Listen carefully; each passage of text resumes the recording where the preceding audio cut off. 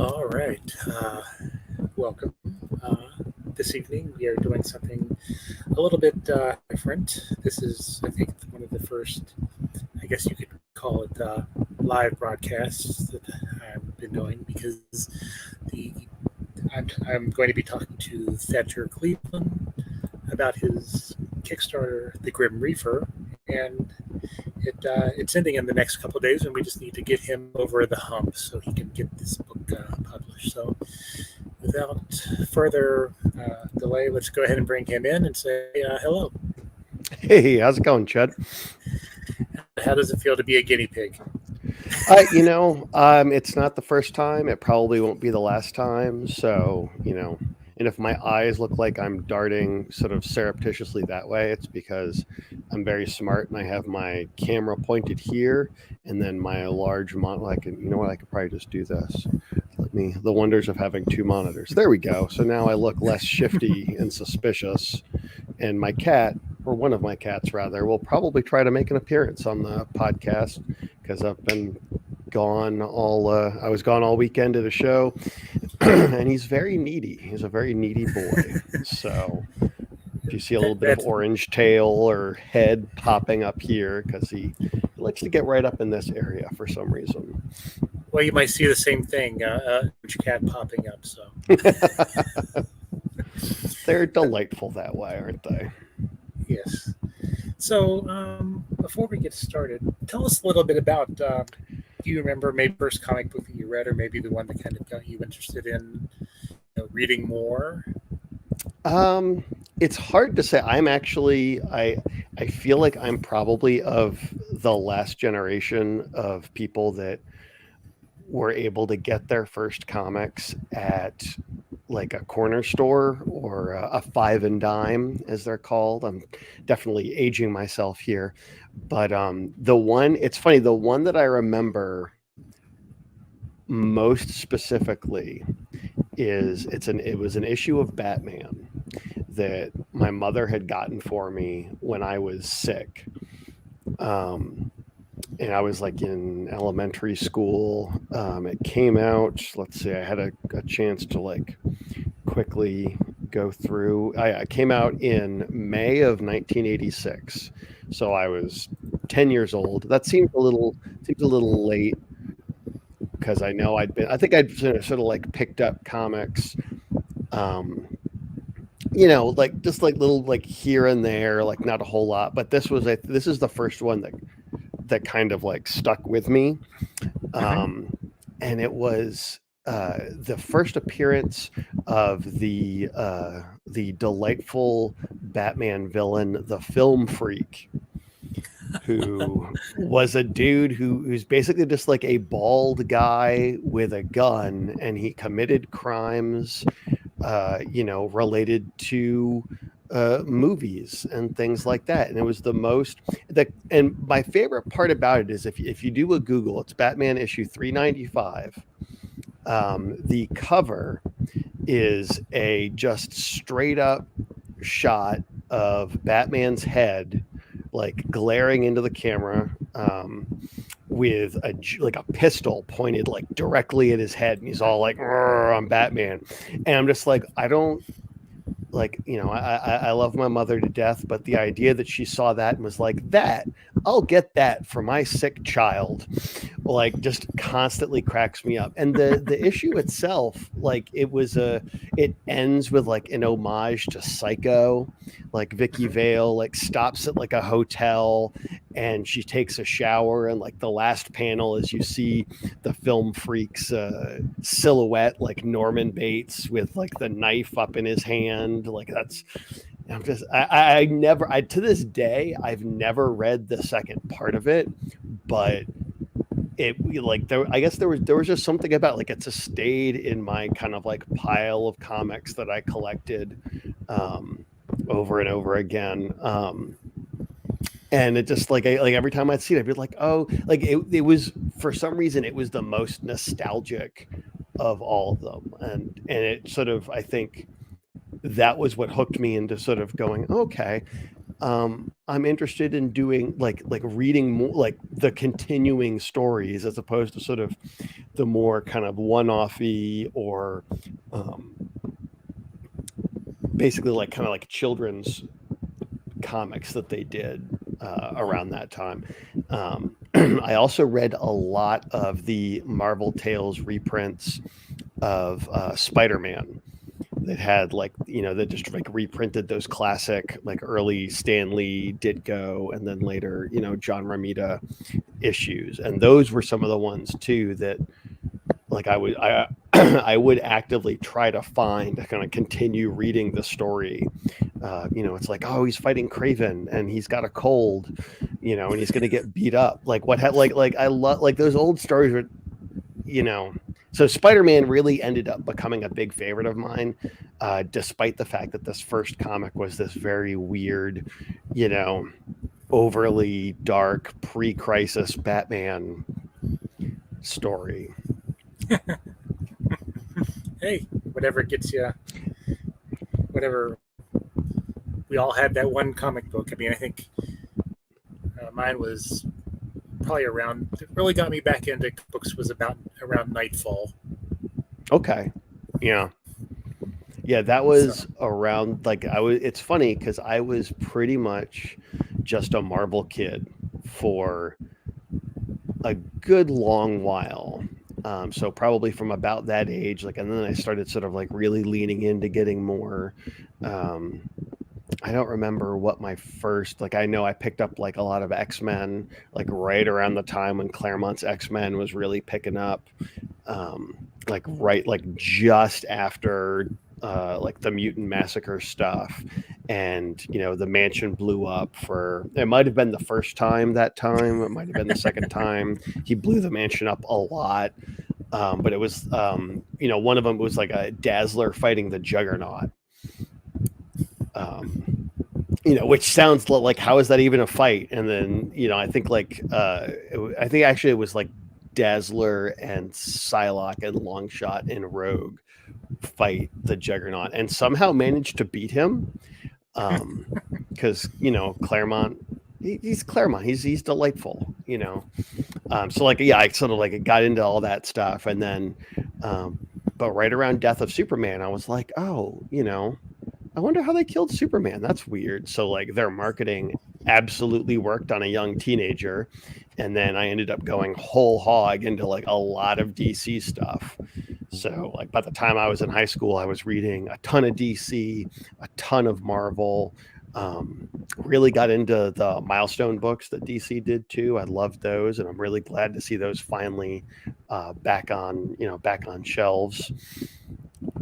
But yeah, that's wild. Like that era of let's make really big dramatic changes and draw people in. Sometimes it works, I guess. so when did you decide that you wanted to make your own? Probably around like I had been sort of like writing stories and kind of coming up with idea like stuff when like hanging out with my friends, or we'd play Dungeons and Dragons some. So like we did a lot of like I ended up like DMing a lot in that. So I'm was coming up with a lot of stories, but it wasn't until like probably my freshman year of high school when the original It miniseries, Stephen King's It, came out. And like I watched the first episode of that and was like, oh my god, this is amazing. And like I went to a used bookstore and I bought a copy of it, and I'm pretty sure I finished reading it before like the miniseries was done airing on ABC. And then that was around the time when I was like, you know what, this is what I want to do. Like I want to write stuff. And like almost instantaneously too, the idea of writing comics sort of dovetailed into that too. Like I knew like even then it was just like, yeah, I want to write books, I want to write comics, I just want to write stuff, I just want to tell cool stories to people and have them enjoy them and like them and love them. So yeah, it all kind of just very quickly in early high school sort of all came together, and it was just like, yep, this is what it is. This is what I'm doing. Now, is Grim Reefer your first comic book you've written, or? No, I mean I've done a couple of shorts for anthologies. I did like it was like a 4 or 5 page story for anti-bullying anthology called "You Are Not Alone." I have done a horror. There was a horror comic anthology that I was invited to be a part of back in 2014. I think is when they launched the Kickstarter for it, and it was like 8 stories with different themes of monsters. Like the editors they took a list of monsters they wanted to use, like ghosts and goblins and harpies and trolls, and then had a list of locations where they could be found, and then they randomly kind of paired those up and then assigned them out to the different teams. So the prompt that I got was Underground and the Blob. So I wrote a story about a blob in the storm tunnels underneath Las Vegas, which are a real thing, because Las Vegas is a weird city that should not exist. And yet there it is in the desert. They're like, oh, it's on a floodplain in a desert. Sure, let's build like a really fancy, gaudy city here.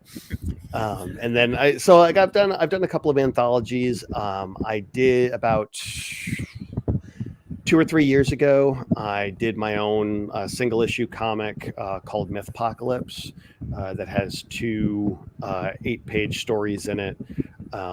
And basically the conceit of the series is that it's a world where creatures from mythology and folklore have appeared, and so there's been sort of like this a post-apocalyptic sort of environment, and so like there's all these different creatures not necessarily living in harmony with mankind, some of them, but some of them not. So I found did a couple 8-page stories for that. Found a couple of really good artists to work with. Alex Smith, who is a good friend of mine, he did a story with me about headless horsemen, but they're bikers in Southern California, and that was sort of like the first sort of one that kind of introduces the world. And then with Claudio Munoz, we did a story about minotaurs that have taken over downtown Chicago, and they've made it into a maze that they make people run through. So it sort of focuses on this, a pair of lovers that are captured by them, and then they have to sort of survive this gauntlet with a very large badass minotaur wielding an axe made of a stop sign and everything. So it's through the ruins of downtown Chicago. Nice. And Claudio and I really enjoyed working together. And when that was done, I was like, hey, do you want to work on something else? Like what, I feel like we got a good rapport. And he was totally on board. I sent him some ideas, and one of those ideas was mirrors, Grim Reefer, which is back over my shoulder there. And so nice segue, by the way. Yeah, see, I could feel it. I could feel the connection. I knew where we were going, so I was like, it's not like I use that at my table at conventions too, but yeah, no, he found Cote Carjaval, who's our colorist, and I've written the script and I do the letters. So yeah, we've been trying to get Grim Reefer made for a few years now. It's an idea that I've had for quite a while, but this was like right at the beginning of 2020. We were at a position where we could start like actually pitching it to publishers, But then I don't know, something happened early 2020 and things got super weird and everybody's business kind of like, went up in the The minute air. the Minotaurs in Chicago, because nothing would surprise me right now. Yeah, it's funny. I get so many like I lived in Chicago for about 5 years. I love the city. It's a great place. Um, but yeah, like it's just so like I'll tell people like, oh yeah, it's Minotaurs in downtown Chicago, and they're like they're like, yeah, that would totally happen. I'm like, I don't know if I should be offended on behalf of Chicago, but at the same time, you know, I am making a pretty obvious Chicago Bulls reference there, so Yeah. that works too. So let's talk about Grim Reef. What is the story about, and what are the inspiration behind it? Grim Reefer, it's a horror comedy, so it's definitely not taking itself very seriously because the premise is that there is a criminal that while escaping from the police with his reluctant getaway driver slash cousin Marty, he runs off. The police catch up to them. Marty takes off. Um, uh, so this guy he hides out like in an abandoned barn and ends up getting gunned down by the police. And during all of the cleanup, one of the sort of shifty paramedics reaches out to one of his contacts and is like, hey, are you still looking for a new place like and your weed growing operation? Because we could try it out in here. And so they end up growing a crop of marijuana inadvertently on the spot where Grant, the criminal, is gunned down, and by nature of comic book magic, his spirit becomes infused with the marijuana. So anyone who smokes it gets possessed by Grant's ghost. And so Grant sort of is like, wait, what's happened? And he's a crazy, no good, ne'er-do-well, evil person, and now he's dead. So these people that he possesses, when they have smoked the weed, he then uses their bodies to get revenge on the police that killed him and his cousin Marty, or second cousin, as Marty would like always reminds. He's like, yeah, we're second cousins. Calm down, who and Marty's our main character. He's a Native American young man in his mid-20s, still sort of getting to that point in his life where he's figuring things out, and has been up until this point a pretty avid marijuana user, almost too much so, but now that he's trying to kind of get his life in order, where he lives, a lot of places aren't going to hire people without being able to pass a drug test. So he's like, yeah, I've got to be sober. And he's like, and it sucks because, marijuana helps my anxiety. It helps me cope with things. So that's pretty much how Marty is able to initially sort of escape this wave of, all of a sudden people, getting high and then going after people and trying to murder them, which, as we all know from don't do drugs ad campaigns, that's exactly what happens when you start smoking marijuana, is you become like a violent criminal and you want to like kill and murder Because it's a gateway drug. Exactly. Yeah, exactly. And that's another big part of it too, is that the ridiculousness of, and again, this is part of why it's a comedy, because it's like like this is it's marijuana. It doesn't it's not that bad, folks, but there's still this like really big stigma around it, despite the fact that now especially it's becoming getting more like legalized in a few in more and more states. funnily enough, I originally was going to be setting this. The series takes place in North Dakota. I was originally going to set it in South Dakota, which until the 2020 election, what they went from having some of the most stringent anti-marijuana like possession laws in the country to fully legalizing marijuana. Like South Dakota had a law where if you took a drug test and I don't remember what the exact quantity was, but if you and it tested like high enough on this drug test, you would be charged with possession because you're possessing it in your system, which like what? like that's not how any of this works. But it's a red state. Yeah, exactly. But they were able, thank good, I see you South, the good people of South Dakota, all, 12 or 14 of them, got together and we're like, yeah, no, I mean, let's legalize it.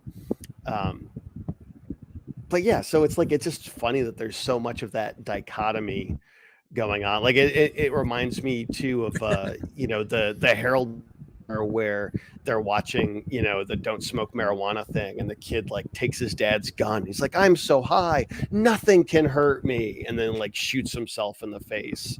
And it's like, oh, don't do drugs because this is, what'll happen to you. Or like the original Reefer Madness, which again, that's a classic for a reason. People getting high, like so high they throw themselves out of windows and buildings because they can't control themselves. So, I mean, there's been this long history of, what, you shouldn't do this because.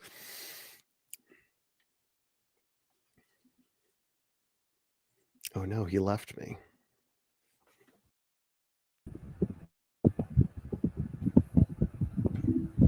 Are you back? All right. Yes, and that's why I usually don't record live. Hold on. Speaking of technical difficulties, I apparently have to plug in my headset. So let me just do that real quick.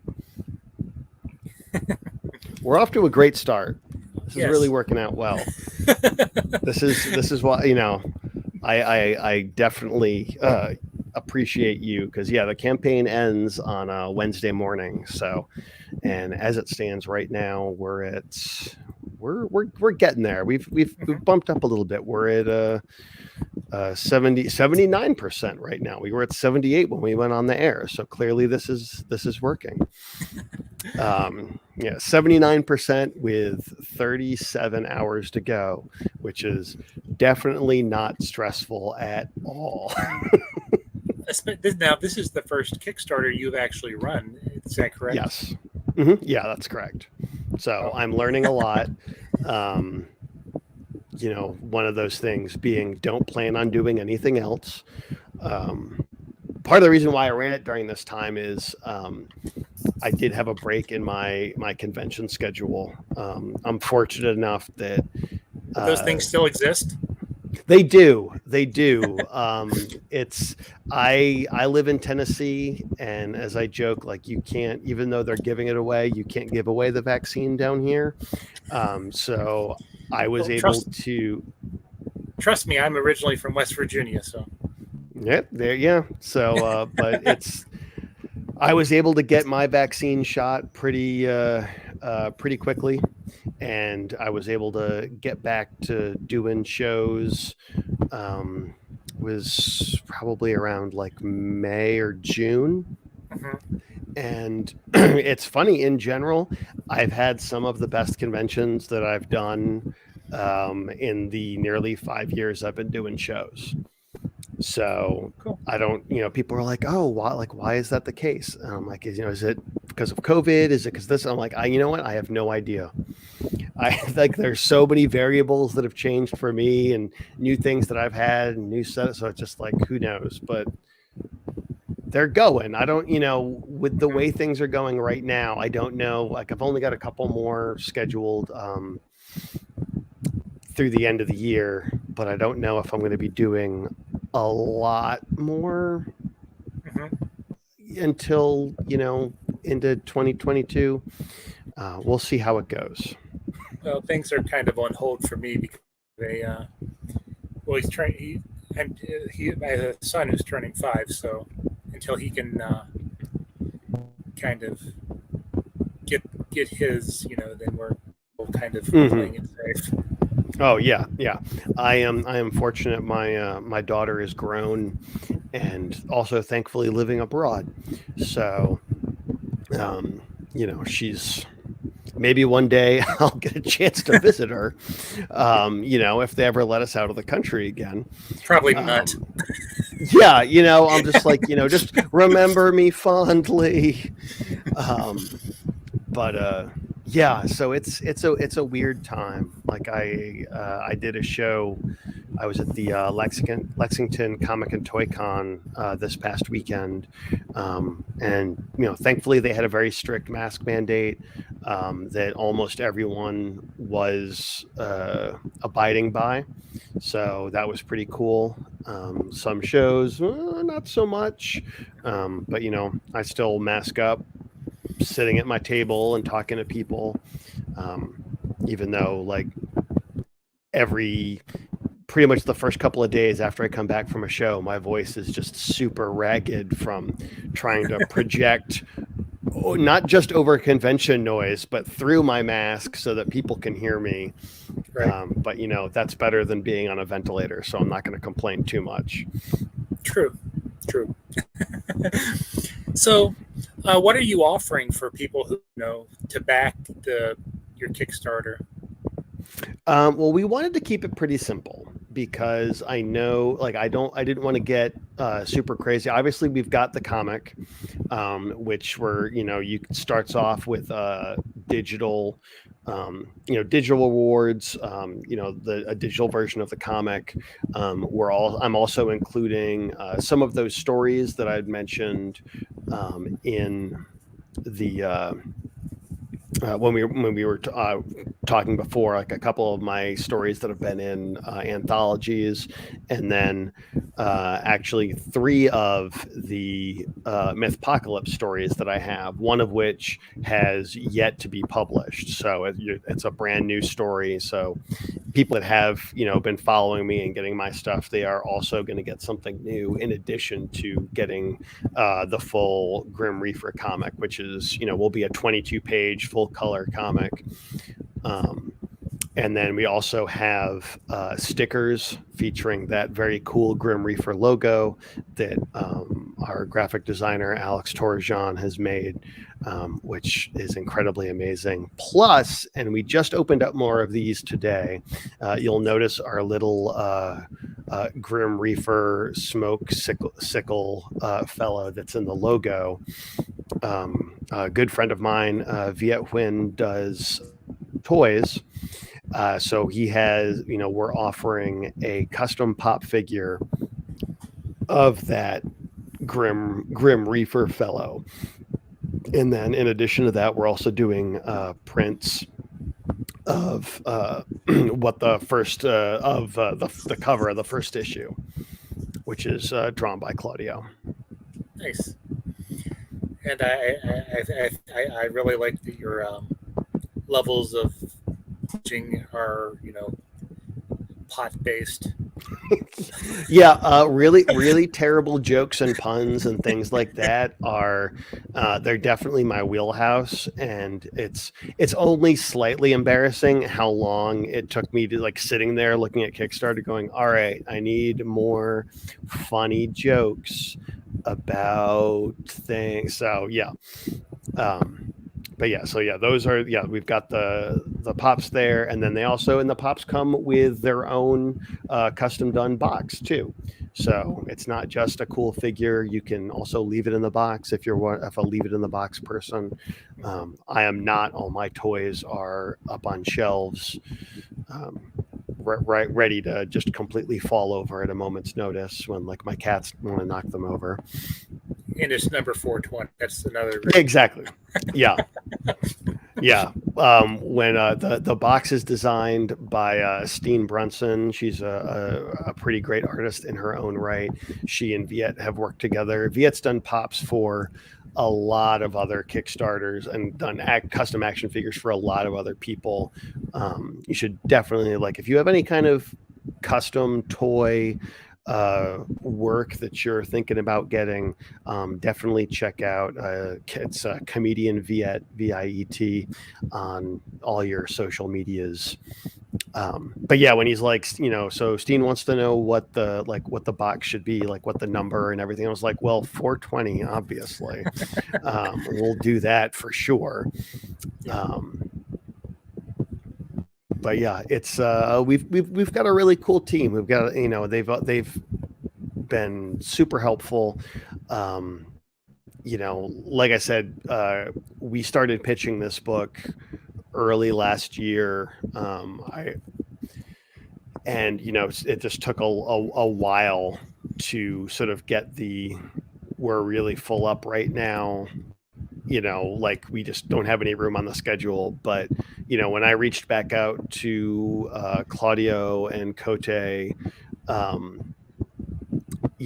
over a year after we had originally done this pitching, and it had been even longer since they had done the artwork, and was like, guys, are you still on board? If not, I get it. They both were immediately and enthusiastically like, yes, no, we totally want to do this. We want to make this comic. So that's been a huge weight off my shoulders, because I've almost done Kickstarters with artists and have had things fall apart, kind of at the last minute a fair amount of times. So to finally get to this point is just like oh man, this is wild. And then now, as they say, now we wait. Well, we share a common friend, and big shout out to Sean Meyer, Yes. who's been on the show before. How do you know Sean? Met him at I know he's kind of local to probably you. Or yeah, he's local to Lexington, and I was able to hang out with him a little bit at the show this weekend. Gosh, Sean, I believe he and I share a couple of comic friends. One of them, a guy by the name of Rusty Shackles, who has done a lot of like art for like video game and wrestling design art. The two of them know each other. I had actually, when Sean was working at Action Lab, I had talked to him about. They were one of the first publishers that I had talked to about doing this when he was there, or when he was sort of like associated with them. And so, yeah, just we kind of, in that internet friend kind of way, we've just sort of stayed connected. He's one of the most genuine and hardworking guys in comics, and he's got and he really does have a deep sense of, I guess, like, wit is the first word that comes to mind. He's definitely someone that, like, when I started doing this, I was, he was one of the first people that I reached out to and was like, hey man, like, what do you suggest? Like, what do you think? And he mentioned he mentioned a couple of other people. So yeah, like he's been a big help and a big supporter, just as a friend, as someone to sort of like, bounce ideas off of. So plus he's a really great writer in his own right too. So it's pretty awesome. Yeah. So is there anything else that maybe you wanted to mention about the Kickstarter, about anything else that you're working on? Or well, I've got I like I said before, I do I also do prose fiction. So I've written a supernatural horror novel. I'm currently working on finishing up the first trilogy of a urban fantasy short story series. Um, so every once in a while, people, will ask me like, oh, should I, like why do you do both? And it's like, I just do both because I really enjoy both mediums. And I know that that's kind of an oddity for some reason. There's a lot of book people that don't read comics and a lot of comic people that don't read books. But we should be coming together, people. They're all great stuff. I just can't read, so. Yeah. It's fun. I feel bad. Like I've worked at shows where I've a lot of times I will get put next to other book authors. Show convention runners will they'll see like, oh, he does books, let's put him like in this book neighborhood. And there will be people like their thing that they sort of shout out to try to attract attention will be like, oh, do you like to read? Oh, do you like to read? And sadly, some of the responses that they get from people just breezing by is a little heartbreaking. But yeah, and and it's and I get it. Like I wish I could read more. Comics are definitely kind of an easier read. Sometimes it's easier to sort of breeze through. Now that I'm driving around again for shows, I'm getting into audiobooks for the first time in a while. So, but yeah, it's I just really hope we get a chance to make this series. It's just all total. It's going to be 4 issues. And then lots of sort of like ridiculousness and over the top violence and drug usage, obviously. And then, tempered with a little bit of, not beat you over the head with it, but, social commentary and sort of, talking about, the ridiculousness of so many of the cannabis. And it's funny, when I came up with this idea and started doing it, I didn't really smoke at all. And then I've said that since then, I've, begun doing research for the comic, because I feel like it's important. Yeah. Like you really, you want to get into the head of your characters, and it's like, it's either this or Rob 7-Elevens. And I'm like, let's do that. Like, I don't want to get, the crime aspect.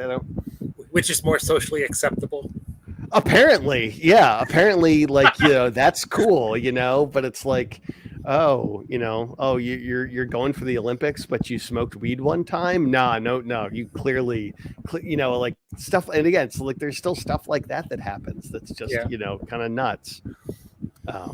But yeah, I think it's going to be a really good time, and everyone, for the most part, people that I've talked to about it at shows when I've been promoting it, they're just like, "Oh man, this sounds amazing!" And it's like, yeah, well, I hope we can pull it off. I'm feeling pretty confident. We're final 24 hours yet, so we've got those last couple, day and a half push going on.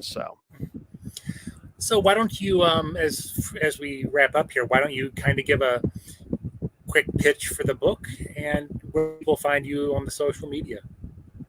Yeah, I mean, you can find me on my webpage. It's demonweasel.com. And then on the social medias like Twitter and Tumblr and Instagram, it's all at Demon Weasel, all one word.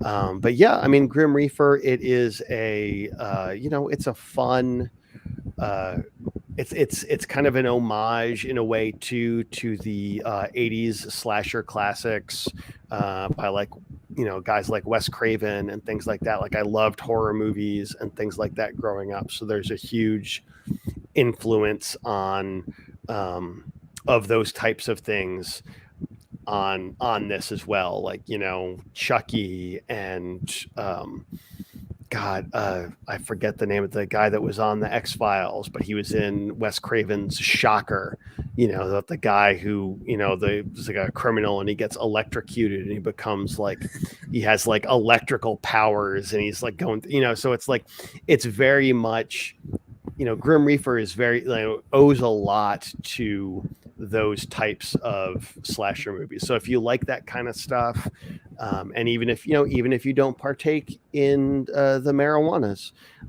though there will hopefully still be fun things in there for you.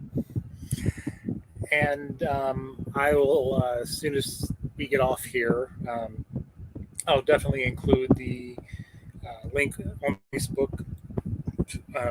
So then, well, let me just do this. So, well, it was nice to meet you. Yeah, And very nice to meet you. great to talk to you, and glad you took Sean's advice. He's a smart man. Mm-hmm. Yes. But thank you, and you're welcome back anytime. If whenever you do the next book, or you have anything else you'd like to talk about, or if you just want to talk about comic books, then we'd love to have nice to meet you. And when you're out at conventions, I know you're going to stay safe and stay healthy. yes, most definitely. But yeah, thank you so much for having me, and letting me guinea pig for you. And if you hiccups, yeah, well, it's technology. There's always going to be stuff, but I really appreciate the opportunity to talk about it. We also have a lot of fun with the Wi-Fi, so yeah. All right. Well, I'm going to throw the screen up here for my stuff, and then talk to you briefly once we sign off. Okie dokie.